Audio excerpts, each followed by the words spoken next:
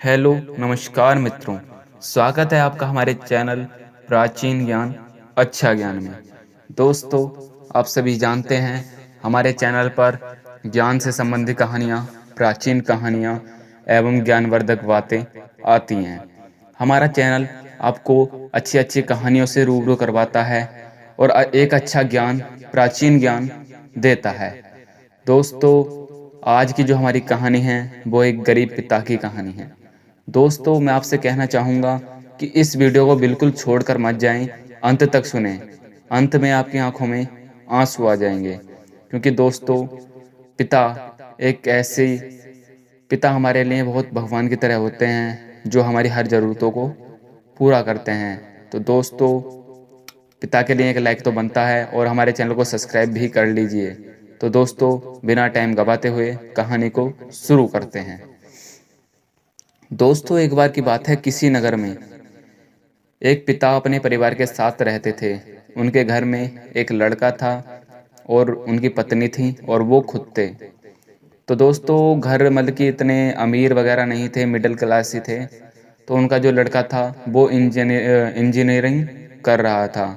तो वो कॉलेज जाता था, तो वो पैदल ही कॉलेज जाता था उनका लड़का जो था, और उसके दोस्त वगैरह बाइकों से जाते थे। उनके पिता अमीर थे, तो अपने पिता से हर टाइम लड़ता रहता था कि मुझे बाइक नहीं दिलवा रहे, मेरे सभी दोस्त उससे बाइकों से जाते और मैं पैदल जाता हूँ, क्या तुम भी ऐसे ही गरीब आदमी हो? अपने पिता से ऐसे ही कहता था।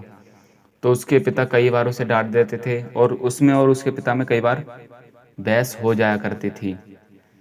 तो दोस्तों, फिर वो लड़का सोचने लगा कि यार मेरे पापा तो ऐसे ही करते हैं, ये कुछ भी नहीं दिलवाते, बस मुझे डाँटते रहते हैं हर टाइम। तो वो अगले दिन फिर अपने पापा से बाइक के बारे में कहने लगा और उसके पापा ने उस दिन उसे और डाँट दिया। उससे कहा कि तुझे क्या पता मैं कैसे घर चला रहा हूँ और तुझे अपनी बाइक की पड़ी है।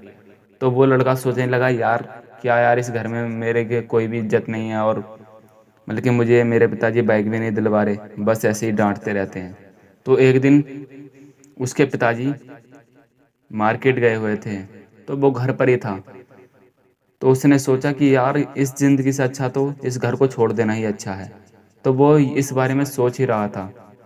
तो उसने उसके माता-पिता मार्केट गए हुए थे, तो उसने सोचा कि चलो घर से चलते हैं, यहाँ पर कोई मतलब कि हमारी इज़्ज़त वगैरह भी नहीं है और हमें डाँटते वगैरह रहते हैं, ना ही कुछ हमारी ज़रूरतों को पूरा करते हैं। तो वो उसने देखा कि सामने उसके पिता का पर्स धरा था। उसके पिता जो थे मार्केट को पर्स ले जाना भूल गए थे।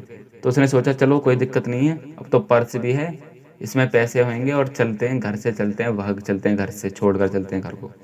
तो उसने जल्दी-जल्दी में अपने पिता के जूते पहने और घर से निकल गया। तो वो गुस्से में बड़बड़ा रहा था कि मेरे पिताजी ऐसे हैं, घर से जाते हुए। तो उसने अपने पिताजी के जो जूते पहन रखे थे वो भी फेंक दिए और आगे चलकर उसके पाँव में काँटे चुभ गए, लेकिन फिर भी वो काँटे नहीं निकाले और चलता बड़बड़ाता जा रहा था। वो थोड़ी दूर पर चला गया, तो उसके पैर से बहुत खून बह रहा था काँटा लगने की वजह से। उसने सोचा कि चलो अब घर से तो आ गए हैं, अब इलाज वगैरह करवाते हैं, पर्स तो है हमारे पास, हॉस्पिटल चलते हैं पहले। तो उसने पहले पर्स निकाला और उसमें देखने लगा कि कितने पैसे हैं। तो पर्स तो बहुत मोटा था, उसने सोचा कि बहुत पैसा होगा इसमें तो।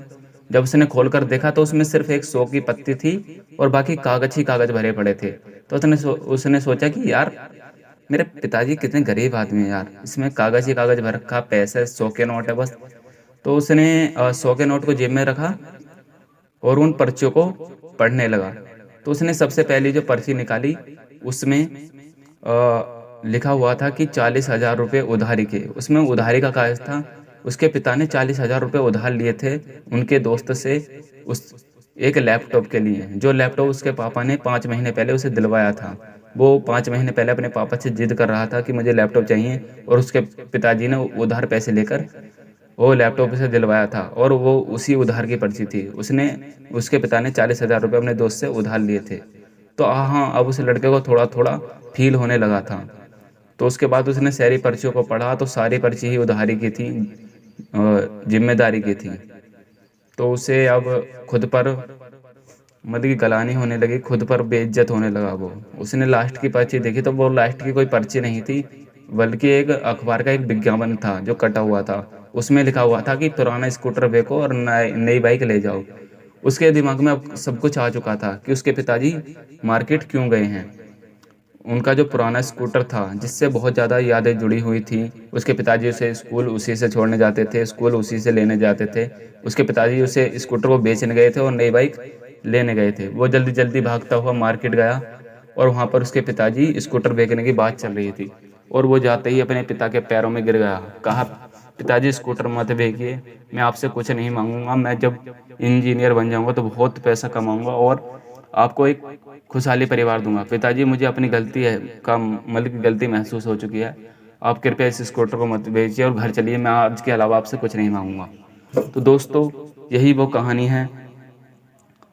इस कहानी से अगर आपको कुछ सीख मिली हो तो हमें कमेंट में बता देना।